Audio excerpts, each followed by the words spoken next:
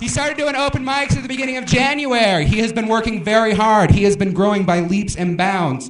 And I could not be more proud to work with this man and introduce him tonight. Ladies and gentlemen, give it up for Dano Buendia, everybody. Give it up for Dano.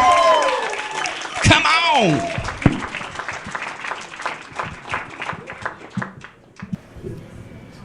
All right, how's everyone doing? Woo! Thanks for coming out. This is weird. I feel like I'm at work. It's like makes me more nervous than anything else. So what's going on? Oh, so my wife is pregnant right now, and I want her to feel like special inside. I want her to know that she's a beautiful creature, radiant, glowing. So I've been looking at pregnancy porn in front of her, making her know that I think she's hot. Hot. So no, our kid's actually 3 years old right now, and I'm 43, which means when he's ready to leave the house, I'm gonna be like 60. There's no joke there. I'm just freaking out on stage. No, we love him very much. We thought we were just going to be like a cool uncle and auntie, but it didn't work out that way. It was totally fine. But we want him out of the house, obviously. We're waiting for him to go to college, but we've already started planning his room. We're like walking around his room. We're like, oh, this is a good place for a sex swing right here. You must have done that. Like you leave your parents' house for the first time. And then you come back, you're trying to start your life, and then you walk into your room and it's changed slightly, and you're like, oh, that's weird, there's a plant hook in the middle of the room, and there's a stain on the carpet, that's weird. Like 15 minutes before you got there, before you arrived, your parents were coming. So, yeah, they're sexual beings before they got to you, and then they got to you, and that took all that shit away, so they're not that like that anymore. So, I should apologize for all these jokes, because they're all about sex. You can tell what's not going on at my house right now. It's like totally, we've decided to co-sleep with our son. Do you guys know what co-sleeping is? That we decided to allow our son to sleep in the bed with us so that we no longer feel like we're married. And it's very effective. It's way more effective than I ever wanted it to be. So, what choice do we have? We have nowhere to have sex. He's in our bed sleeping. So, where are we going to go? His room. We go to his room, the crib is in there, the mobile's playing. It's gotten to the point to where, when I hear mobile music, it gives me a raging boner. I can't hear an ice cream truck without, really getting a huge bump. That's not a good thing to say out loud, by the way. Don't say that. Don't repeat that at work. It's not a good thing. So anyway, that's why all these jokes half the jokes are about sex. My wife actually writes my jokes with me. So people always ask me, hey, how'd you get into comedy? Well, my wife and I would always riff, and then we decided to write them down in a notebook. And then as I wrote them down, she's like, you could totally do this. I was like, yeah, I think I could do this. And then I did it again. Oh, I could totally do this. She's like, good, because I booked you a show. I was like, oh, shit. How long is the set? It's 10 minutes. I was like, oh, is it an open mic? No, it's in front of all these musicians before they play. I was like, oh, fuck, okay. So that was really uncomfortable. But anyway, so we write all our stuff together, and so that's what I do. Sorry, I just lost my place. What was I? Oh yeah, fisting. So I was thinking about fisting the other day, and I was trying to type my joke into my phone using Evernote. I don't know if you guys use Evernote, but I was typing it in there, and it didn't know what fisting was. It had a little thing that said add to dictionary, and I was like, wait, really? Really, Evernote? You don't know what fisting is? A company in the Bay Area, in San Francisco, probably the most gay and lesbian-friendliest town in the U.S. Maybe the world. You don't know what fisting is? Maybe your tech-savvy company is not that tech-savvy. Maybe you need to get out and see the world. If you, it's like asking a religious friend, hey, do you ever masturbate? And they're like, no, never. Oh, really? Then why is your house mysteriously filled with all this lotion? And there's a saddle on the washing machine for women. That's what. Yeah. So. I think actually, even if you're Christian, you would have to know what fisting is. You have to know what you're trying to avoid. You don't want to go out on a Saturday night and have a really good time and then go back to church on Sunday and be like, oh man, I had the greatest time last night, and talk to your church buddies and they're like, oh, you're not supposed to do that. You're like, oh really? Oh man, that was right up my alley. I don't know. Really wish that I could do that again. So, I don't know when you guys first heard about the concept of fisting. Probably your friends or something, but for me, I learned about it in sex ed in high school. Yeah. I went to high school in the Alaskan school system, and they were like, you're gonna need this for your successful future. I was like, really? Okay. Well, I guess I'll memorize it, I guess. I don't know. So, my wife actually, she's very sweet. If there's a window of time for us to have sex, then she's ready. She's a ready person. Then she has this library of porn things for me to look at. So she has my favorite kind of porn, not surprisingly, lesbian porn, right? Cool. So, but the stuff she got, she must not have asked like friends. Like she asked her friends that are like actually lesbians. So it wasn't like the Pornhub stuff that was like lipstick lesbian or like really sexy stuff. It was like the real lesbian stuff. You know, like you guys ever watched like Orange Is the New Black?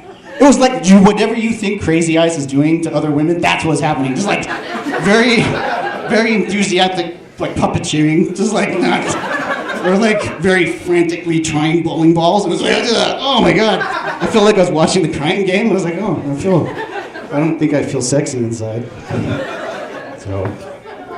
So about a year, like last year about this time, I was like 200 something pounds. I lost 100 total of 120 pounds.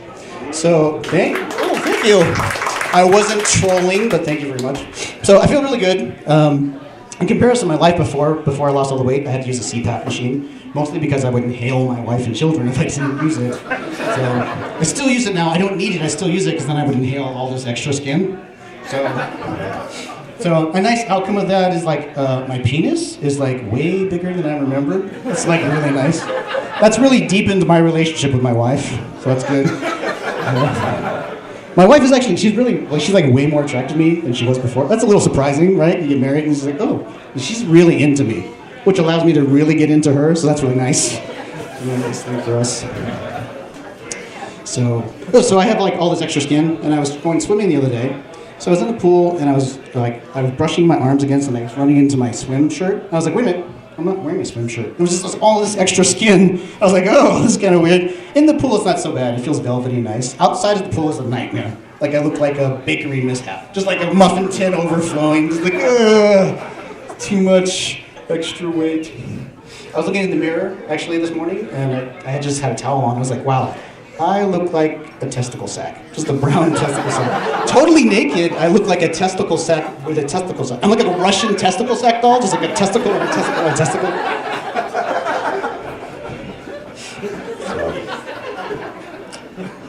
So another weird side effect of actually losing weight is like I'm prone to random boners. That's not like a usual thing, it's kind of weird. So I asked my therapist, I was like, hey, it's like a problem. I don't know what's going on. She's like, well, when was the last time you got this weight? I was like, oh shit, I'm probably in my teens. So this is like a second puberty for me. It's really weird. I'll be in like meetings at work, and then like the supervisor will go, Dano, is there something you want to put on the table here? And I'm like, no, not. I think it's something to stand at the table. It's not the time to rise to the moment. I don't want to climax my career right now, so thank you. I'll just wait. So anyway, so I've been trying to eat healthier. So I started looking at the avocados, eating more avocado. Avocados are interesting. Like Mayans, like kind of revered them because when you take the seed out, it looks like a vagina. It's kind of interesting. It's really healthy for you. The weird thing is, if you're allergic to avocados, you're also allergic to latex, which I thought was very interesting. They're kind of related. They're from the same plant. It's actually really bad if you try to have protected sex with an avocado. Like, don't do that if you're like... It's better if you just go free ball and just shoot your sour cream right into the guacamole. Just pretend it's a taco. Risk-bearing fruit. So anyway, so I was at the shopping the other day with my wife, and we were at like Whole Foods or something. I was actually looking at avocados, and I was standing there looking. My wife goes, hey, Dano, you see this woman over here with an abbreviated arm? I was like, abbreviated arm?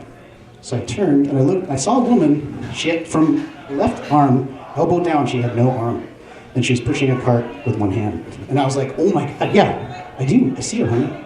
The woman with the abbreviated arm, and she goes, "I really like her purse." Like, what the fuck? You like her purse? I thought you were like showing me her like one arm. Like I really got to hand it to her. She was really pushing that cart very well. So anyway. So you guys ever watch ghost shows? Ever? Ghost shows are my favorite. I love ghost shows. Not the ones where like they're ex-plumbers looking for shit. I mean the ones where they like get 4 or 5 strangers and they pay them $5,000 to go into a haunted hotel and like record all the shit. Like that's my favorite shit. And I used to think to myself, is that something I could do? You guys think you could do that? I don't think I could do that. I think it'd be too terrifying. I think the only way if I could do that is if I was doing something to distract me, and that thing could only be if I was masturbating exactly at the same time. I mean, I would walk around with a fear boner, just like, but yeah, I'd be filming myself. So it's kind of like a porny thing anyway. I was like, oh, all right. You kind of make the same noises when you're orgasming as you are having in terror. You're like, ooh, ah, oh, Oh! But ghosts really are just people. Like, they used to be people. So I think if they walked in on you, they'd still be weird. They'd be like, ooh, excuse me, I'm so sorry. And then I would be like, thanks for coming. So anyway, my neighbor, I was standing outside, my neighbor came out, and he was like, hey man, I was wondering if I could ask you if you could watch my cat. I was like, yeah, that's no problem. And I found out that he actually asked my wife. At the time my wife was pregnant, and you're not allowed to like do cat boxes because it causes something called toxoplasmosis. So I was like, okay. So I was like, fine, I'll do it. I don't give a shit, so it's fine. Now the weird thing is like, so he was leaving on a Friday, him and his wife, and he was coming back on a Monday. So I was like, you're just leaving for like 2 days? You just don't want to fucking clean your cat box. That's bullshit. But anyway, I agreed to do it. So I walked into his house, found the cat box in the bathroom, I cleaned it, and so, it's been a while since I had sex, so I was masturbating in his house. I was like, fuck it, I cleaned your cat box. It wasn't like, I'm excited and I'm a voyeur. It was more like, I cleaned your cat box, I can do whatever the fuck I want. So I'm like walking around, and they have nice furniture and shit, and on the hutch there was a picture of their wedding. And you know that picture where the bride is wearing a garter belt? Well, I picked it up and I was looking at it. It was way better on Facebook because I could hold the photo. And I was like, oh this is way more exciting than I thought it was. And I didn't know what to do. And I ran back to the bathroom and I came in the cat box. I was like, fuck it, it's my cat box now. I'm gonna fucking come in if I want. So anyway, I finished, left the house. I see the guy like 4 months later.